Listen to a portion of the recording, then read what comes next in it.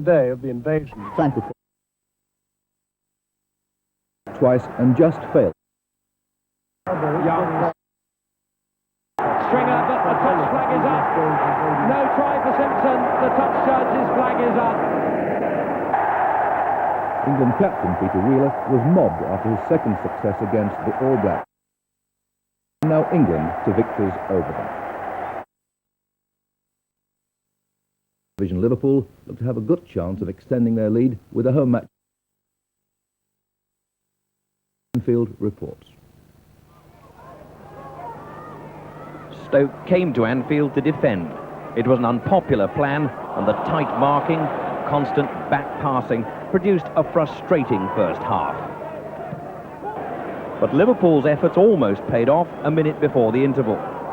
Hansen pushed the ball to Graham Souness, who worked a neat return via Dalglish and fired in a shot to reach. Hansen followed up, but the goalkeeper tipped the ball over the bar. The rare Stoke attacks usually relied on a speculative high ball into the area. Grobbelaar had no problem in covering them. It took Liverpool 67 minutes to break through. Neil floated across from the right and Rush slipped the defence to head in the only goal, his 10th in 6 matches. He might have scored another following a corner 10 minutes from time, but his attempt was headed off. A 1-0 victory, Stoke were left to suffer the booing of an angry cop. In the first round proper of the FA Cup, 2 non-league sides are through after beating 4th Division opposition. Whitby Town, the Northern League leaders, scored 3 times in 6 minutes to beat Halifax, and Telford of the Alliance Premier League beat Stockport 3-0. Other non-league sides who earned replays against league clubs include Corinthian Casuals, Worcester, Barnet, Dagenham, Maidstone, Waterlooville and Macclesfield. The Lombard RAC Rally began in Bath today. More than 120 cars are competing in the 1900-mile rally round Britain, which ends on Wednesday. Peter Lugg saw the start. The domination of international rallying by Scandinavian drivers and foreign cars was never more in evidence than in Bath today. Hardly a British car to be seen and only 1 driver in the top 10. Today's first special stage took the drivers on a 5.5-mile circuit of the Marquis of Bath Safari Park at Longleat. The conditions. By the time they reached Ashton Court near Bristol, world champion Hanno Mikkola in car number 1 had already established a lead. Jimmy McRae and Ian Grindrod in their Opel are Britain's best hope, but it'll be tough going for all the drivers with nearly 2 forests still lying ahead. And tonight, Stig Blomqvist of Sweden has taken a 4-second lead over Mikkola after the first 5 stages. A 50-year-old grandmother who sailed around the world for charity has arrived back in Falmouth in Cornwall after a 2-year voyage. Angela Herbert's appeal has raised more than £34,000 for cancer victims. Today, Angela and her 2 crewmates sailed into a civic and family reception. John Francis reports. A red rose of welcome from her husband Billy was waiting for Angela Herbert at the end of an adventurous voyage during which she was arrested for curfew breaking in Aden, almost shipwrecked on a sandbank off South America, and had to nurse her skipper, Charles Crawshaw of Rochdale, who fell seriously ill in Brazil. Crewman Nick Eady flew out to replace an original companion, Tony Lawson, who decided to stay on in the Falklands to become a sheep farmer. But at a champagne reception in her daughter's quayside restaurant, Angela recalled her worst moment, menaced by a pirate boat. We had one that moved from a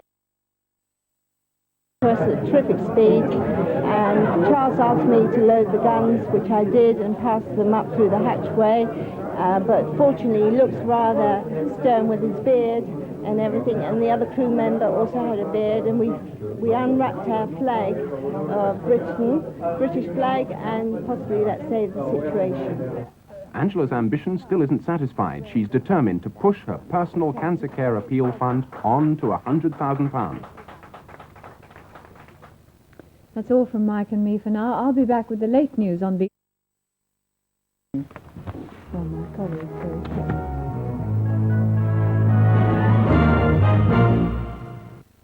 Good evening. Well, there's a band of rain over the north today, but it will mean brighter weather, if not colder weather, for some parts of the country tomorrow with some wintry showers. These highs are moving away. There's also a lot of unsettled weather down over Portugal and Spain. If you just saw the news, you'll have seen the pictures of the flooding there.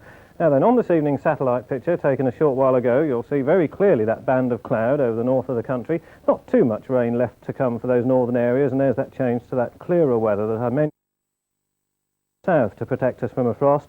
But you'll see moving much further south down to Spain and Portugal where that very unsettled weather is, and there's some more heavy rain to come there, I'm afraid. But for tonight, heavy rain is the one thing we're not going to have. I think for most of the country it will be a dry night, frost-free in most southern areas where there'll be a blanket of cloud. In the north, that band of cloud and rain working slowly southwards, colder but clearer weather reaching the north later on. And then for tomorrow, it does mean somewhat brighter weather for most of northern Britain. During the morning, the chance of some sunshine, something many of you won't have seen for a while. In southern areas, rather a dull start to the day, perhaps a little bit of rain and drizzle, but I think in general it'll become drier by the afternoon, even some sunshine, and also I think the chance of temperatures reaching a little bit better values than we've seen lately, up to 10 centigrade, that's 50 Fahrenheit. That's all from me. A very good evening to you. Sunday evening on BBC1 includes at 7:15 Sweet 16 with the first of many battles with the new housekeeper. And you don't frighten me, you know. I'm only scared of clever people. Did you ever think of a career in the diplomatic corps? At 7:45 by the sword divided and further split loyalties for Tom. Who are you? Oh, my lord, not another one. Have no fear. Who are you? I'm Emma, sir. Maid to Mistress Fletcher, who lives here. I am Mistress Fletcher's brother, Emma. Oh, forgive me, sir. I took you for another of these wild animals run away from the King's army. At 8:40, the savage bees swarm into New Orleans at Mardi Gras. They don't merely want to sting.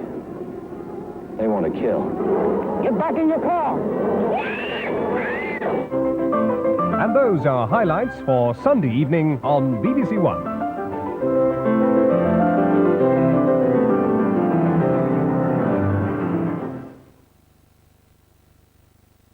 Back to this Saturday night, and on BBC2 now, there's an assessment of the legacy left by the American president who was assassinated 20 years ago, John F. Kennedy. Here on BBC1, Clint Eastwood stars as Joe Kidd.